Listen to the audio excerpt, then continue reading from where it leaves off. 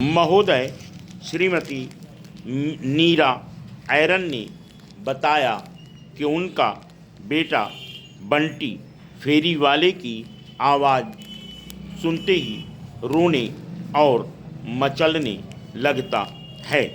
आखिर उसको जिद पूरी की जाती है।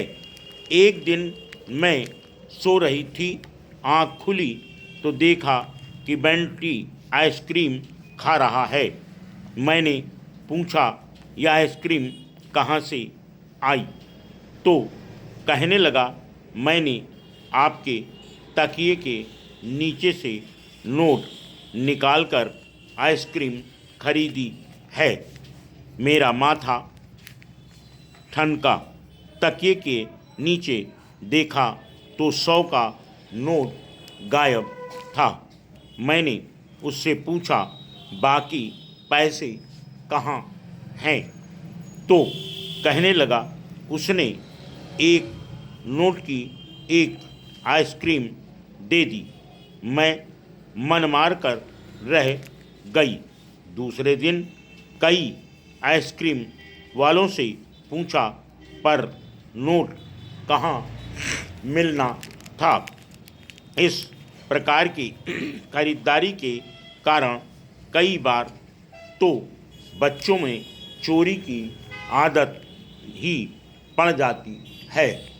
वह अपनी गुल्लक, मम्मी के पर्स और पापा की जेब से पैसे निकालने लगते हैं।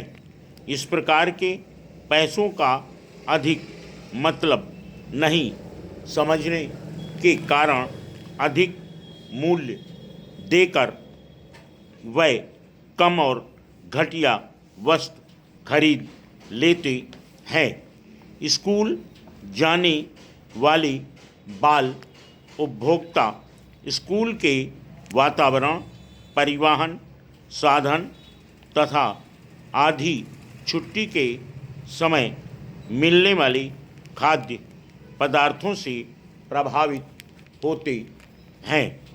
स्कूल में पूरी फीस देने के बाद भी यदि बच्चों को हवा, प्रकाश, जन प्रसाधन और स्वच्छ वातावरण नहीं मिलता है तो वह स्वाभाविक ही शोषण के शिकार बन जाते हैं। स्कूल बस या रिक्शे में बच्चों को भेड़ बकरियों की तरह यदि ठूंस कर भरा जाता है तो इसका भी बच्चों पर बुरा प्रभाव पड़ता है।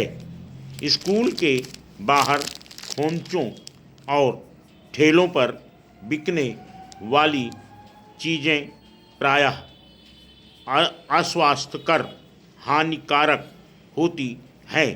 बच्चे इन चीज़ों को बड़े स्वाद से खाते हैं।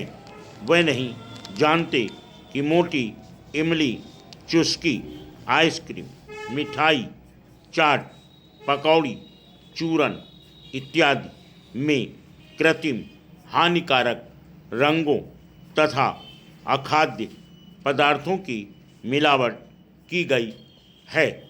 इन्हीं से बच्चे को खाद्य विषाक्तता होती है।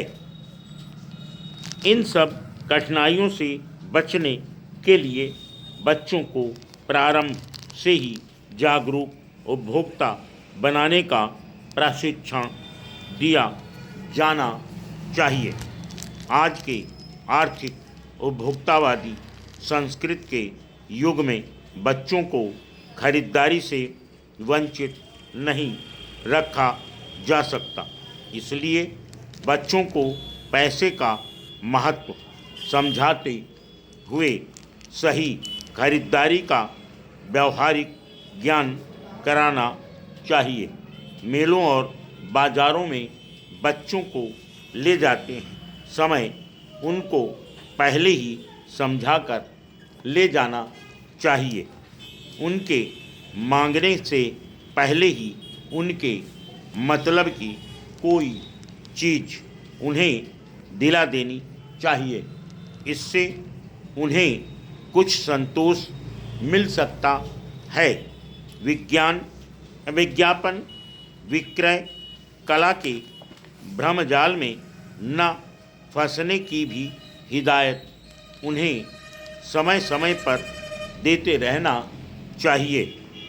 विश्वास की जगह से वस्तुएं खरीदने और फेरी वालों की ठगी से बचने की बात बच्चों के मन में बैठा देनी चाहिए। रुपए पैसे की पहचान के साथ साथ सही नापतोल का ज्ञान भी बच्चों को कराना चाहिए। कुशल बाल उपभोक्ता ही भविष्य में अच्छे खरीदार सिद्ध हो सकते हैं। Full stop.